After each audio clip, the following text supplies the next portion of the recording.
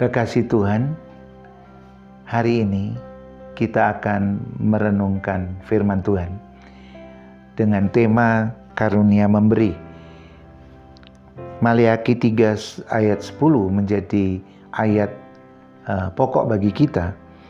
Berbunyi demikian, bawalah seluruh persembahan persepuluhan itu ke dalam rumah perbendaharaan, supaya ada persediaan makanan di rumahku, dan ujilah aku, firman Tuhan semesta alam.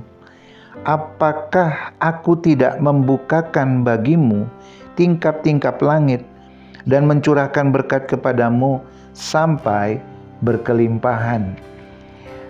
Saudara yang dikasihi oleh Tuhan, kalau kita melihat ayat ini, ada beberapa hal. Yang pertama, kita didorong untuk memberi sebagai kerelaan, ya. Ini karena bicara tentang ujian. Karena Tuhan berkata, ujilah aku. Nah, ketika kita memberi, saudara, karena Tuhan berkata ujilah aku, maka Dia akan memberikan berkat yang berkelimpahan sebagai tanda kita lulus ujian itu. Seperti itu.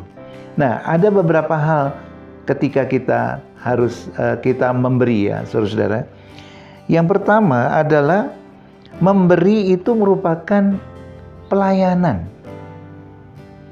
Pelayanan, baik itu kepada orang lain maupun kepada pekerjaan Tuhan.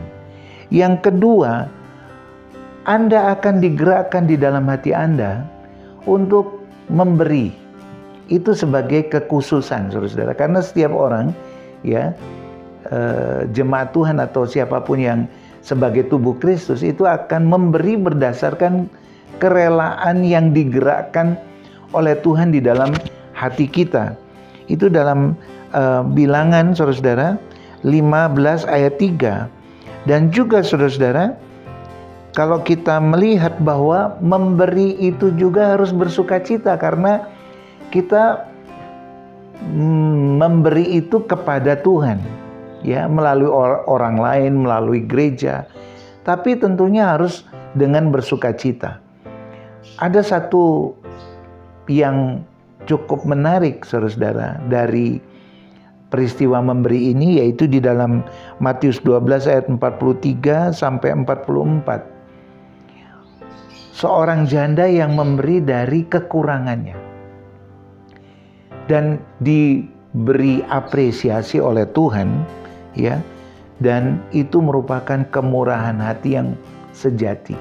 Banyak orang memberi dari kelebihannya, itu wajar, ya saudara. Kalau dari kelebihan-kelebihan itu orang tidak merasa ada konflik batinnya. Loh, bahkan juga ada kepentingan-kepentingan biasanya begitu. Tapi Tuhan berkata kalau mau memberi itu tuntas. Ibu janda ini memberi dari kemiskinannya, itu tuntas. Artinya dengan seluruh hidupnya dia memberi. Di dalam Roma 12 ayat 1 sampai 2 berbunyi, persembahkanlah tubuhmu. Ya saudara, kan kita dapat melihat ketika kita mempersembahkan seluruh hidup kita, maka kegiatan memberi itu ada hal yang sebagai tanda syukur kita kepada Tuhan. Dan apapun yang kita tahan, ya, dalam hal memberi akan mengeringkan dan membuat hati kita menjadi mati. Tetapi apapun yang kita berikan dengan rela akan melesat terus, membumbung tinggi. Karena sebagai penutup, saudara, di dalam Amsal 11 ayat 25, siapa saja memberi berkat diberi kelimpahan.